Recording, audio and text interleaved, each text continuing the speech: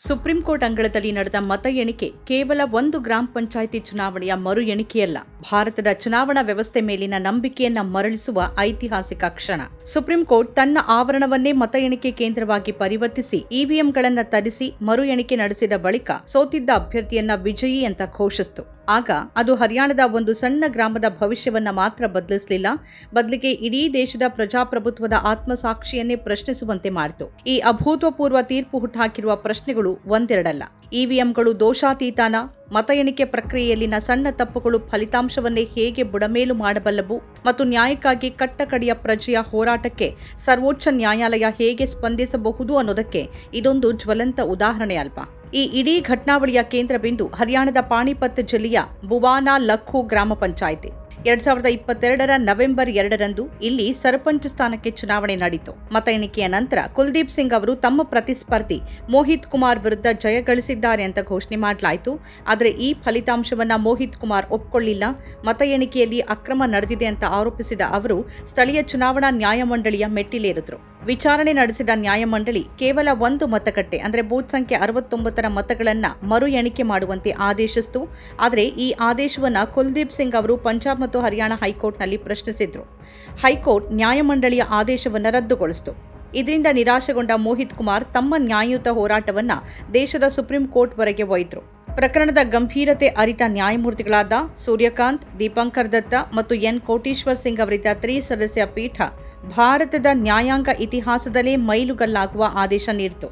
ಕೇವಲ ಒಂದು ಮತಗಟ್ಟೆಯಲ್ಲ, ಬದಲಿಗೆ ಚುನಾವಣೆಗೆ ಬಳಸಲಾಗಿದ್ದ ಎಲ್ಲ 6 ಮತಗಟ್ಟೆಗಳ ಅಂದರೆ 65ರಿಂದ 70ರ ಇವಿಎಂ ಹಾಗೂ ಸಂಬಂಧಿತ ದಾಖಲೆಗಳು ಸುಪ್ರೀಂ ಕೋರ್ಟ್ ಆವರಣಕ್ಕೆ ತರುವಂತೆ ಪಾಣಿಪತ್ ಜಿಲ್ಲಾಡಳಿತಕ್ಕೆ ಸೂಚಿಸಿತು. ಈ ಪ್ರಕ್ರಿಯೆಯಲ್ಲಿ ಯಾವುದೇ ಲೋಪಕ್ಕೆ ಆಸ್ಪದ ನೀಡಬಾರದು ಅನ್ನೋ ದೃಢ ನಿಲುವಿನೊಂದಿಗೆ ನ್ಯಾಯಾಲಯ ತನ್ನದೇ ರಿಜಿಸ್ಟ್ರಾರ್ ಆದ ಕಾವೇರಿ ಬಾಗ ಅವರ ಉಸ್ತುವಾರಿಯಲ್ಲಿ ಮರು ಎಣಿಕೆ ನಡೆಸೋಕೆ ತೀರ್ಮಾನಿಸಿತು. ಇಡೀ ಪ್ರಕ್ರಿಯೆಯನ್ನ ವಿಡಿಯೋ ಚಿತ್ರೀಕರಣ ಮಾಡಲಾಯಿತು ಮತ್ತು ಎರಡೂ ಪಕ್ಷಗಳ ವಕೀಲರು ಹಾಗೂ ಪ್ರತಿನಿಧಿಗಳ ಸಮ್ಮುಖದಲ್ಲಿ ಅತ್ಯಂತ ಪಾರದರ್ಶಕವಾಗಿ ನಡೆಸಲಾಯಿತು. ಸುಪ್ರೀಂ ಕೋರ್ಟ್ ಆವರಣದಲ್ಲಿ ನಡೆದ ಮರು ಎಣಿಕೆಯ ನಂತರ ಹೊರಬಿದ್ದ ಫಲಿತಾಂಶ ಎಲ್ಲರನ್ನೂ ಬೆಚ್ಚಿ ಬೀಳಿಸಿತು.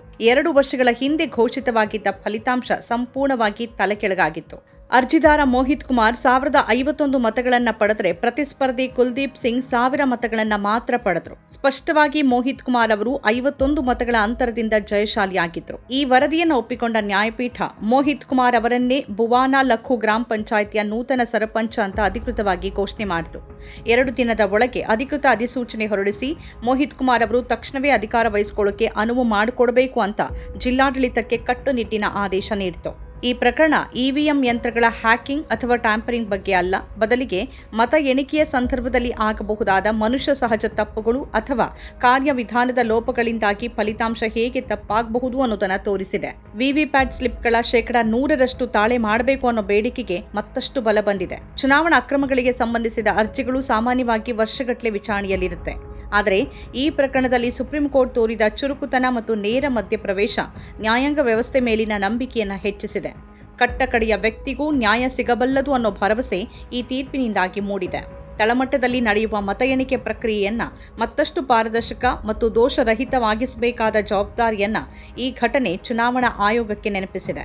ಪ್ರತಿ ಮತವೂ ಅಮೂಲ್ಯ ಮತ್ತು ಅದರ ಎಣಿಕೆ ಅತ್ಯಂತ ಪವಿತ್ರವಾದ ಕಾರ್ಯ ಅನ್ನೋದನ್ನ ಒತ್ತಿ ಹೇಳಿದೆ. ಬುವಾನಾ ಲಖು ಗ್ರಾಮದ ಈ ಪ್ರಕರಣ ಒಂದು ಸಣ್ಣ ಪಂಚಾಯಿತಿ ಚುನಾವಣೆಯ ವ್ಯಾಪ್ತಿಯನ್ನ ಮೀರಿ ರಾಷ್ಟ್ರಮಟ್ಟದಲ್ಲಿ ಚರ್ಚೆಯ ವಸ್ತುವಾಗಿದೆ.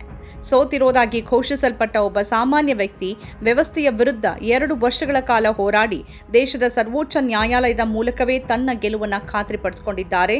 ಈ ತೀರ್ಪು ಕೇವಲ ಮೋಹಿತ್ ಕುಮಾರ್ ಅವರಿಗೆ ಸಿಕ್ಕ ಜಯವಲ್ಲ, ಬದಲಿಗೆ ಭಾರತದ ಪ್ರತಿಯೊಬ್ಬ ಮತದಾರನಿಗೆ ಸಿಕ್ಕ ಜಯವಾಗಿದೆ. ಸುಪ್ರೀಂ ಕೋರ್ಟ್ನ ಈ ಐತಿಹಾಸಿಕ ತೀರ್ಪು ಪ್ರತಿ ಮತವೂ ಎಣಿಕೆಯಾಗತ್ತೆ ಮತ್ತು ನ್ಯಾಯದ ಬಾಗಿಲು ಸದಾ ತೆರೆದಿರುತ್ತೆ ಅನ್ನೋ ಬಲವಾದ ಸಂದೇಶವನ್ನ ನೀಡಿದೆ. ನಮ್ಮ ಕಾರ್ಯಕ್ರಮಗಳನ್ನ ನೀವು ನೋಡ್ತಾ ಇದ್ರೆ ನಮ್ಮ ಚಾನೆಲ್ ಅನ್ನ ಸಬ್ಸ್ಕ್ರೈಬ್ ಮಾಡಿ, ಪಕ್ಕದ ಬೆಲ್ ಐಕಾನ್ ಒತ್ತಿ ನಮ್ಮನ್ನ ಬೆಂಬಲಿಸಿ. ಹಾಗೆ ನಮ್ಮ ಕಾರ್ಯಕ್ರಮಗಳನ್ನ ಲೈಕ್ ಮಾಡಿ, ಕಮೆಂಟ್ ಮಾಡಿ, ಅದನ್ನ ಬೇರೆಯವರಿಗೂ ವಾಟ್ಸ್ಆಪ್ ಮೂಲಕ ಶೇರ್ ಮಾಡಿ. ನೀವು ಹೀಗೆ ಮಾಡಿದಾಗ ನಮ್ಮ ಚಾನೆಲ್ ಮತ್ತಷ್ಟು ಜನರಿಗೆ ತಲುಪಲು ನೀವು ನಮ್ಮೊಂದಿಗೆ ಸಹಕರಿಸಿದ ಹಾಗಾಗುತ್ತೆ. ಇದು ನೀವು ಯಾವುದೇ ಖರ್ಚಿಲ್ಲದೆ ಕೆಲವೇ ಸೆಕೆಂಡುಗಳಲ್ಲಿ ನೀಡಬಹುದಾದ ಸಹಕಾರ. ಧನ್ಯವಾದಗಳು.